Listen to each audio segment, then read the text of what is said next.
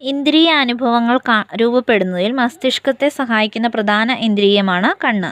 ഇന്ദ്രിയാനുഭവങ്ങൾ രൂപപ്പെടുന്നതിൽ മസ്തിഷ്കത്തെ സഹായിക്കുന്ന ഒരു പ്രധാന ഘടകം അല്ലെങ്കിൽ ഒരു പ്രധാന ഇന്ദ്രിയമാണ് കണ്ണ്. കണ്ണുകളുടെ സംരക്ഷണം എങ്ങനെയാണെന്ന് നോക്കാം.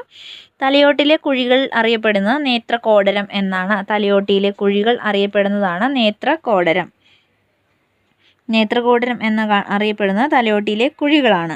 കണ്ണുകളെ നേത്രകോടരത്തിൽ ഉറപ്പിച്ചു നിർത്തുന്നത് ബാഹ്യ കൺപേശികളാണ് നേത്രകോടരത്തിൽ കണ്ണിനെ ഉറപ്പിച്ചു നിർത്തുന്നത്. പൊടിപടലം, വിയർപ്പ് എന്നിവയിൽ നിന്നും സംരക്ഷിക്കുന്നത് പുരികമാണ്. പൊടിപടലം, വിയർപ്പ് എന്നിവയിൽ നിന്നും സംരക്ഷിക്കുന്നത് എന്താണ്? പുരികം. പൊടിപടലം, വിയർപ്പ് എന്നിവയിൽ നിന്നും സംരക്ഷിക്കുന്നത് പുരികം. കണ്ണിനെ പൊടിപടലത്തിൽ നിന്നും സംരക്ഷിക്കുന്നതാണ് കൺപീലികൾ. കണ്ണിനെ പൊടിപടലത്തിൽ നിന്നും സംരക്ഷിക്കുന്ന ഒന്നാണ് കൺപീലികൾ. അതുപോലെ പൊടിപടലം, ബാഹ്യക്ഷതം എന്നിവയിൽ നിന്നും കണ്ണിനെ സംരക്ഷിക്കുന്നത് കൺപോളകളാണ്. പൊടിപടലം, ബാഹ്യക്ഷതം എന്നിവയിൽ നിന്നും കണ്ണിനെ സംരക്ഷിക്കുന്നത് കൺപോളകൾ. അപ്പം ഒന്നും കൂടെ നോക്കാം. തലയോട്ടിലെ കുഴികൾ അറിയപ്പെടുന്നത് നേത്രകോടരം. കണ്ണുകളെ നേത്രകോടരത്തിൽ ഉറപ്പിച്ചു നിൽക്കുന്നത് ബാഹ്യ കൺപേശികൾ. പൊടിപടലം, വിയർപ്പ് എന്നിവയിൽ നിന്നും സംരക്ഷിക്കുന്നത് കൺപീലികൾ. പൊടിപടലം, ബാഹ്യക്ഷതം എന്നിവയിൽ നിന്നും സംരക്ഷിക്കുന്നത് കൺപോളകൾ. പൊടിപടലം, വിയർപ്പ് എന്നിവയിൽ നിന്നും സംരക്ഷിക്കുന്നത് പുരികം. കൺജങ്ക്റ്റൈവ ഉൽപ്പാദിപ്പിക്കുന്ന ശ്ലേഷ്മം നേത്രഗോളത്തിൻ്റെ മുൻഭാഗം വരണ്ടു പോകാതെ സംരക്ഷിക്കുന്നു. അതുപോലെ തന്നെ കണ്ണിൻ്റെ മുൻഭാഗത്തെ വൃത്തിയാക്കുകയും നനവുള്ളതാക്കുകയും ചെയ്യുന്നത് കണ്ണുനീരാണ്. കണ്ണിൻ്റെ മുൻഭാഗത്തെ വൃത്തിയാക്കുകയും നനവുള്ളതാക്കുകയും ചെയ്യുന്നത് എന്താണ്? കണ്ണുനീർ. രോഗാണുക്കളെ നശിപ്പിക്കുന്ന കണ്ണുനീരിൽ അടങ്ങിയിരിക്കുന്ന എൻസൈമാണ് ലൈസോസൈം. രോഗാണുക്കളെ നശിപ്പിക്കുന്ന കണ്ണുനീരിൽ അടങ്ങിയിരിക്കുന്ന എൻസൈം ലൈസോസൈമാണ് രോഗാണുക്കളെ നശിപ്പിക്കുന്നത്. അതുപോലെ കണ്ണിൻ്റെ ഭാഗങ്ങളും ധർമ്മങ്ങളും എന്താണെന്ന് നോക്കാം. ദൃഢപടലം അഥവാ സ്ക്ലീറ. ദൃഢപടലം അഥവാ സ്ക്ലീറ കണ്ണിന് ദൃഢത നൽകുന്ന വെളുത്ത നിറമുള്ള ബാഹ്യപാളി അറിയപ്പെടുന്നതാണ് സ്ക്ലീറ അല്ലെങ്കിൽ ദൃഢപടലം.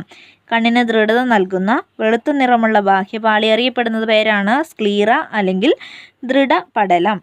യോജക കലകളാൽ ആണ് നിർമ്മിക്കപ്പെട്ടിരിക്കുന്നത്. ദൃഢപടലം നിർമ്മിക്കപ്പെട്ടിരിക്കുന്ന കലയാണ് യോജക കല. യോജക കലകളാൽ നിർമ്മിക്കപ്പെട്ടിരിക്കുന്നതാണ് സ്ക്ലീറ അല്ലെങ്കിൽ ദൃഢപടലം. കണ്ണിന് ദൃഢത നൽകുന്ന വെളുത്ത നിറമുള്ള ബാഹ്യപാളി അറിയപ്പെടുന്നതാണ് സ്ക്ലീറ അല്ലെങ്കിൽ ദൃഢപടലം. അടുത്തത് കോർണിയ.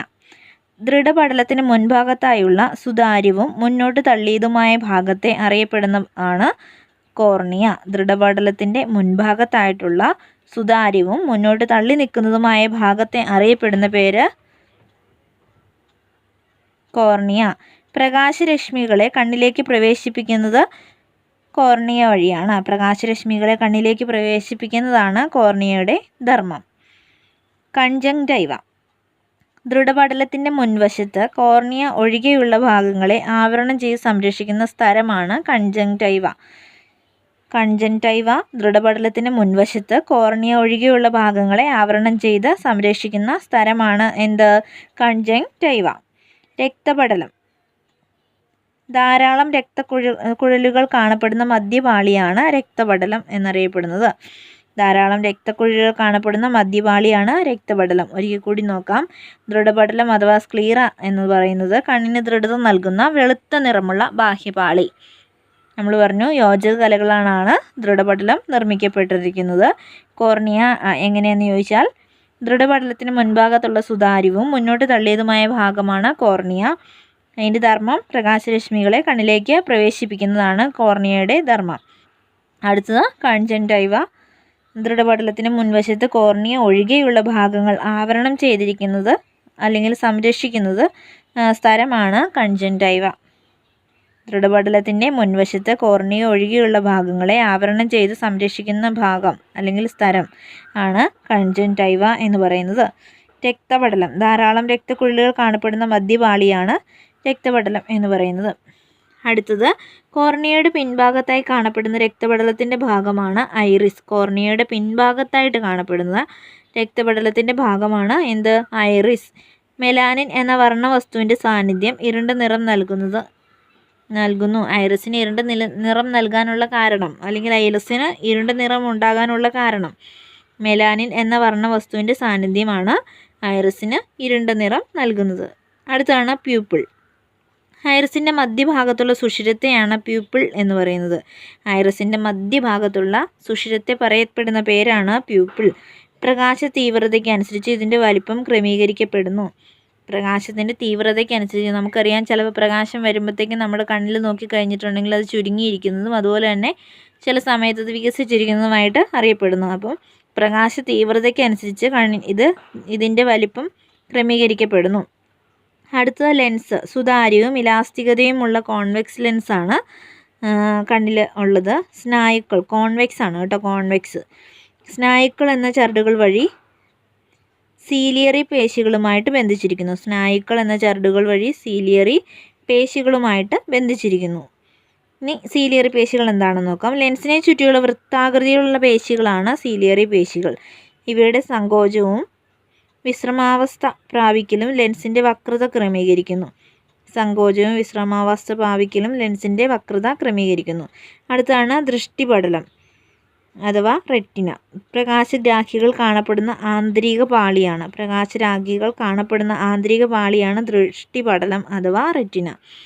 അടുത്താണ് പീതബിന്ദു. റെറ്റിനയിൽ പ്രകാശഗ്രാഹി കോശങ്ങൾ കൂടുതലായി കാണപ്പെടുന്ന ഭാഗമാണ് പീതബിന്ദു.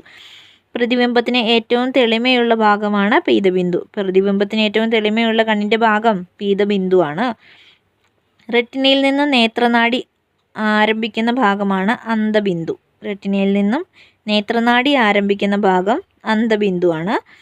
ഇവിടെ പ്രകാശഗ്രാഹികളില്ലാത്തതിനാൽ കാഴ്ചയില്ല. ഇവിടെ പ്രകാശഗ്രാഹികളൊന്നും ഇല്ലാത്തതിനാൽ അവിടെ കാഴ്ചയില്ല. ഇനി അടുത്താണ് നേത്രനാടി. പ്രകാശഗ്രാഹി കോശങ്ങളിൽ നിന്നുള്ള ആവേഗങ്ങൾ മസ്തിഷ്കത്തിലെ കാഴ്ചയുടെ കേന്ദ്രത്തിലേക്ക് കൊണ്ടുപോകുന്നതാണ് നേത്രനാടി. പ്രകാശഗ്രാഹി കോശങ്ങളിൽ നിന്നുള്ള ആവേഗങ്ങളെ മസ്തിഷ്കത്തിലെ കാഴ്ചയുടെ കേന്ദ്രത്തിലേക്ക് കൊണ്ടുപോകുന്നതാണ് നേത്രനാടി. ഇനി കണ്ണിനെക്കുറിച്ചുള്ള പഠനം അറിയപ്പെടുന്ന ഓഫ്താൽമോളജി എന്നാണ്. കണ്ണിനെക്കുറിച്ചുള്ള പഠനം അറിയപ്പെടുന്നത് ഓഫ്താൽമോളജി. കണ്ണിൻ്റെ ആരോഗ്യത്തിന് ആവശ്യമായ ജീവകമാണ് ജീവകം എ. കണ്ണിൻ്റെ ആരോഗ്യത്തിന് ആവശ്യമായ ജീവകമാണ് ജീവകം എ. അപ്പോൾ കണ്ണുകളുടെ സംരക്ഷണം എങ്ങനെയാണെന്ന് ഒരിക്കൽ കൂടി നോക്കാം. തലയോട്ടിലെ കുഴികൾ അറിയപ്പെടുന്ന നേത്രകോടരം. കണ്ണുകളെ നേത്രകോടരത്തിൽ ഉറപ്പിച്ചു നിൽക്കുന്നത് ബാഹ്യ കൺപേശികൾ. പൊടിപടലം, വിയർപ്പ് എന്നിവയിൽ നിന്ന് കണ്ണിനെ സംരക്ഷിക്കുന്നത് പുരികം. കണ്ണിനെ പൊടിപടലത്തിൽ നിന്ന് സംരക്ഷിക്കുന്നത് കൺപീലികൾ. കണ്ണിനെക്കുറിച്ചുള്ള പഠനമാണ് ഓഫ്താൽമോളജി. കണ്ണിൻ്റെ ആരോഗ്യത്തിന് ആവശ്യമായ ജീവകം എ. പിന്നെ റെറ്റിനയിൽ പ്രകാശഗ്രാഹികൾ കൂടുതലായി കാണപ്പെടുന്ന ഭാഗമാണ് പീതബിന്ദു. പ്രതിബിംബത്തിൽ ഏറ്റവും തെളിമയുള്ള ഭാഗമാണ് പീതബിന്ദു. കണ്ണിൽ ഉള്ള ലെൻസ് കോൺവെക്സ് ലെൻസാണ്. സുതാര്യവും ഇലാസ്തികതയുമുള്ളതുമായ കോൺവെക്സ് ലെൻസാണ് കണ്ണിലുള്ളത്. ഐറിസിൻ്റെ മധ്യഭാഗത്തെ സുഷിരം അറിയപ്പെടുന്നത് പ്യൂപ്പിൾ. ഇത്രയുമാണ് കണ്ണിനെക്കുറിച്ച് പ്രധാനമായിട്ടും പഠിക്കാനുള്ളത്.